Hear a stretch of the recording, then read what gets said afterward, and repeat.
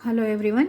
आज हम सीखने वाले हैं जीएसीबी स्टैंडर्ड 9 संस्कृत ग्रामर, उसमें अभ्यास 6 संधि।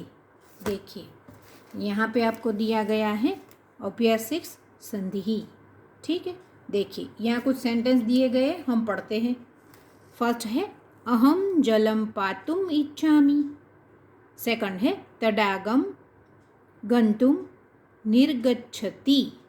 देखिए इन above sentences you can see the dot on the words like aham jalam तड़ागम। देखिए यहाँ आपको ये डॉट दिए गए हैं, है ना। गंतुम में भी ऊपर डॉट है।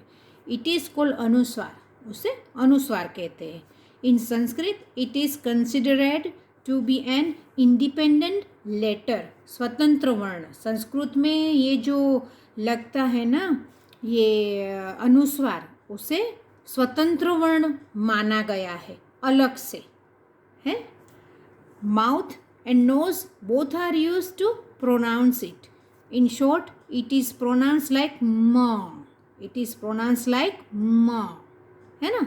देखिए आगे पढ़ते हैं। टू काइंड्स ऑफ अनुस्वार आर फाउंड। दो तरह के अनुस्वार पाए जाते हैं।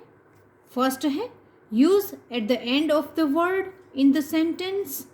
जब सेंटेंस का एंड होता है ना, तभी जिसको यूज़ किया जाता है। एग्जाम्पल यहाँ पे दिया गया है, बालकः पुस्तकम पठति।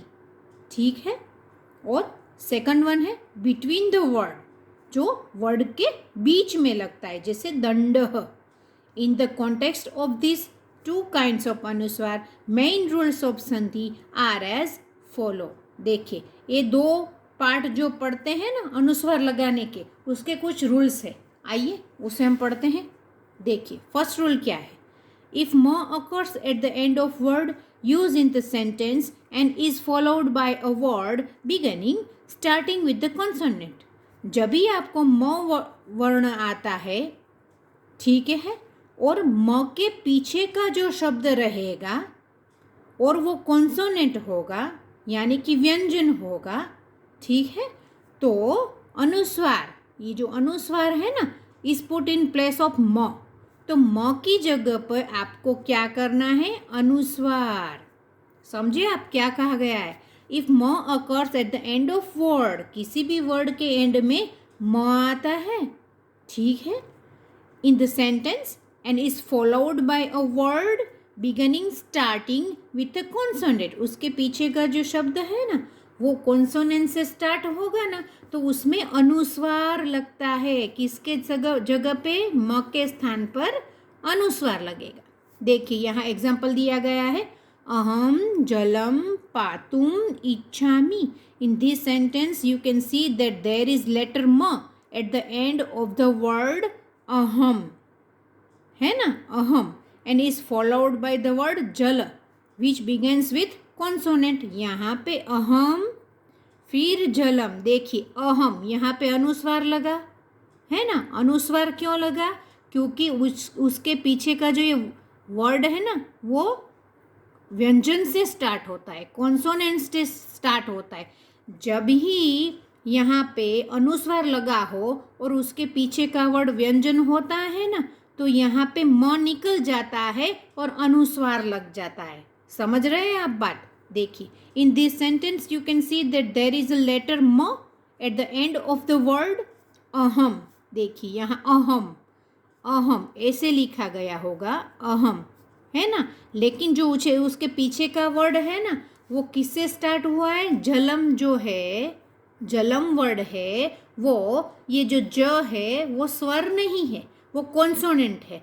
तो म के पीछे जब भी कॉन्सोनेंट रहेगा या व्यंजन रहेगा, तो ये म निकल जाता है और उसको हम लिख पाएंगे अहम, अनुस्वार लगा देंगे। ठीक है, आगे बढ़ते हैं। In this sentence you can see that there is a letter ma at the end of the word aham and is followed by the word jal which begins with a consonant. It means के व्यंजन। Hence ma turns into अनुस्वार and is written as aham. ma निकल जाता है और अनुस्वार लग जाता है। In the same way ma is turned into अनुस्वार in jalam। देखा, पहले हमको यहाँ क्या दिया गया था, देखिए अहम जलम, जलम में भी म लगा हुआ था, लेकिन यहाँ जो पातुम आया ना, पा है ना वो व्यंजन है, तो जलम के ऊपर भी हमने अनुस्वार लगा दिया। हमने जलम जलम ऐसे नहीं लिखा, क्यों? क्योंकि उसके पीछे का वर्ड जो है वो पातुम व्यंजन है। तो जब भी अनुस्वार लगा है, कहीं भी म लगा है, आप देखते हैं तो आपको उसके पीछे का जो वर्ड है उसका बिगिनिंग वर्ड, जो स्टार्टिंग वर्ड है ना, वो व्यंजन होता है ना, तो म निकल के अनुस्वार लगा देना है। देखिए, इन द सेम वे म इज टर्न इनटू अनुस्वार इन जलम, बट देखिए अब ध्यान दीजिएगा, बट म इज नॉट टर्न इनटू अनुस्वार इन पातुम because it is followed by इच्छामी। देखा आपने, यहाँ पे इच्छामी, इच्छामी के जो आगे वर्ड पातुम आया है ना, वो पातुम के ऊपर ऐसे देखिए, पातुम ऐसे अनुस्वार क्यों न लगाया, क्यों नहीं लगाया गया? क्योंकि पातुम नहीं लिखा जाएगा, क्योंकि उसके पीछे स्वर जुड़ा है इच्छामी। इच्छामी, ये बिगिनिंग कहाँ से होता है? ये वर्ड का स्वर से होता है। पता चला आपको? जिस वर्ड में कोई भी वर्ड आपको दिया गया हो, उसमें लास्ट में म लगा हुआ हो और उसके बाद का जो व्यंजन हो, तो म निकल के उसके ऊपर अनुस्वार बन जाता है। लेकिन जब भी आपको देखिए यहाँ पातुम दिया गया है, उसके पीछे इच्छामी वर्ड है, जो इच्छा है वो स्वर का वर्ण है ना, तो स्वर के वर्ण की वजह से आपको यहाँ पे पातुम ही लिखना है, उसके ऊपर अनुस्वार नहीं लगेगा। तो आपको यही ध्यान रखना है कि जब भी देखिए म के पीछे का वर्ड है वो व्यंजन से स्टार्ट होगा, तो आपको क्या करना है, और म के पीछे का वर्ड है उसमें स्वर लगा है, तो आपको आगे का अनुस्वार छोड़ के म ही लिखना है। व्यंजन होता है तो उसमें अनुस्वार लगा देना है। आपको ये बात इसमें खास ध्यान रखनी है, ठीक है? आगे बढ़ते हैं, देखिए। In the same way, ma is turned into anuswar in jalam, but ma is not turned into anuswar in patum because it is followed by ichchami. Ichchami, e से start हुआ, which begins not with a consonant but with a vowel. If any word beginning with consonant word have been used, it would have turned in अनुस्वार। देखिए, अहम जलम पातुम गच्छामि, यहाँ गच्छामि दिया ना, तो देखिए व्यंजन हुआ। व्यंजन जैसे यहाँ होता है तो यहाँ अनुस्वार लगता है, यहाँ स्वर होता तो यहाँ अनुस्वार नहीं लगता। क्या होता? पातुम हमें लिखना पड़ता, ठीक है? और एक इम्पोर्टेंट बात है, मैं आपको बताती हूँ। आपको इसमें क्या ध्यान रखना है, आपको यहाँ पे नीचे सेकंड पार्ट में जो रूल है, सेकंड रूल, उसमें आपको ये टेबल दिया गया है। देखिए, सेकंड पार्ट में आपको जो सेकंड रूल पढ़ने वाले हैं हम संधि का, उसमें हमें ये चार्ट दिया गया है। ये चार्ट किसका है पता है आपको? ये चार्ट है व्यंजनों का, व्यंजनों का चार्ट है। देखिए, हम पहले पढ़ते हैं। इफ अनुस्वार occurring in between the word is followed by any consonant, ठीक है? देखिए, इफ अनुस्वार occurring in between the word, अनुस्वार है, between the word आता है, तो आपको क्या करना है? is followed by any consonant except श, श, स, ह। उष्माक्षर कहा जाता है। एंड अंतस्थ लेटर य, र, ल, व, उसको छोड़ के जितने भी कॉन्सोनेंट है, जितने भी व्यंजन हैं, then in place of the अनुस्वार परस्वर्ण, द फिफ्थ लेटर नासल, अनुनासिका वर्ड, वर्ण जिसको बताया जाता है। देखिए, आप पहले तो एक ध्यान रखिए।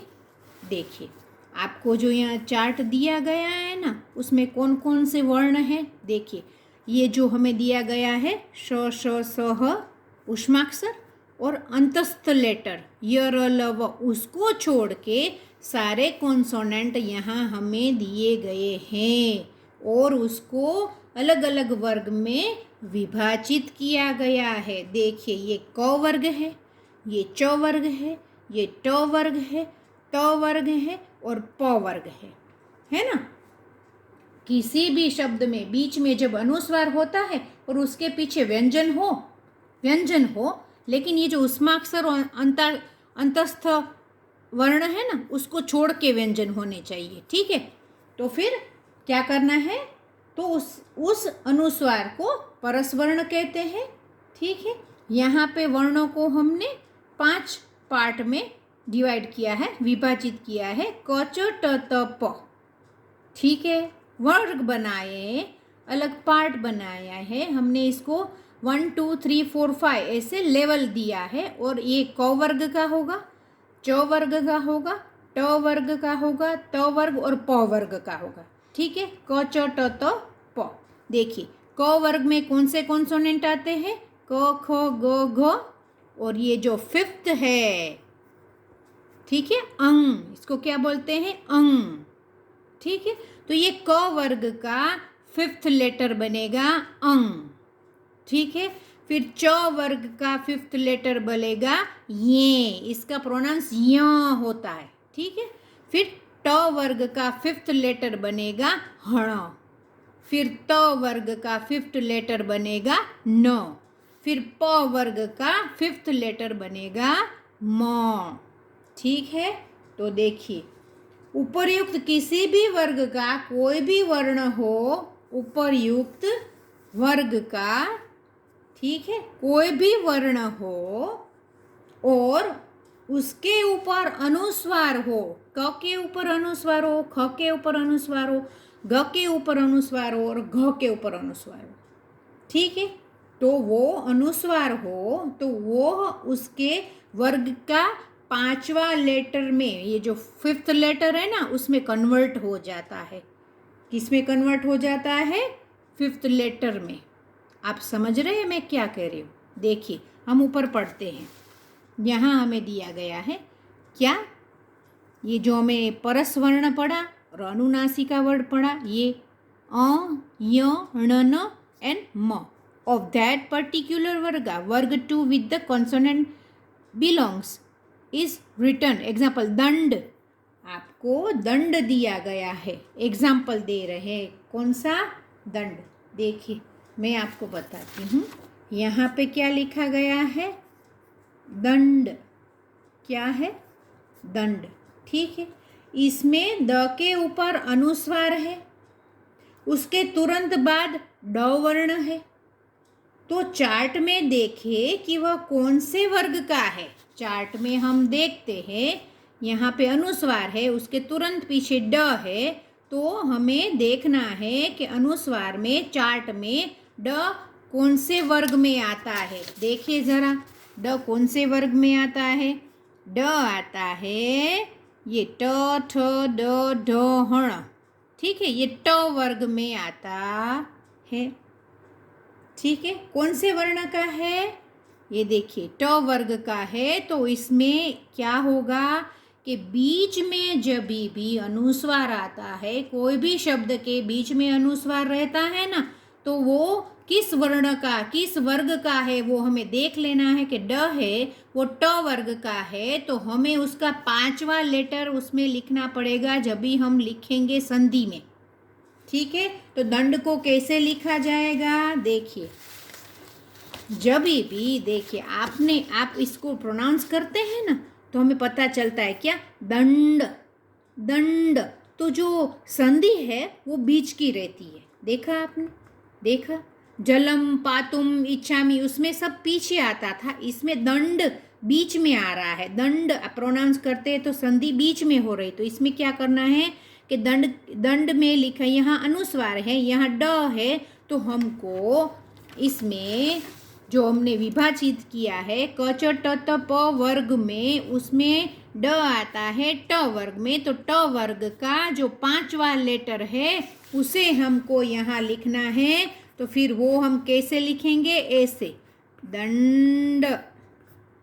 देखा आपने? तो जब भी संधि बीच में बनती है, जो अधूरा लेटर है वो बीच में आता है, तो हमें क्या करना है, हमको यह जो व्यंजनों को विभाजित किया है ना, यहाँ पे जो क च ट त प वर्ग में व्यंजन को विभाजित किया है, ये ऊष्माक्षर और अंतस्थ लेटर को छोड़ के जो व्यंजन बचते हैं, उस व्यंजन को हमने क च ट त प वर्ग में विभाजित करके उसका एक टेबल बना लिया है। ठीक है, तो जब भी ऐसे वर्ड आते हैं जिसमें अनुस्वार बीच में लगता हो, जैसे कि दंड, जैसे कि दंड, तो दंग, दंड, तो है वो बीच में आता है, तो हमको क्या करना है कि हमको देखना है कि द के पीछे तुरंत ही ड आता है। ड कौन से वर्ग का है? ड है ट वर्ग का, तो उसका पांचवा लेटर कौन सा होगा? 1 2 3 4 5, पांचवा लेटर है ण, तो वो बन जाएगा कैसे? दंड। देखा आपने? तो आप थोड़ा इसको लर्न करेंगे ना, तो ये बहुत ही ईजी रहेगा आपके लिए। इसकी जरा आप प्रैक्टिस कर लीजिएगा शब्द लेके। ओके बच्चों, फिर मिलेंगे नेक्स्ट वीडियो में। बाय।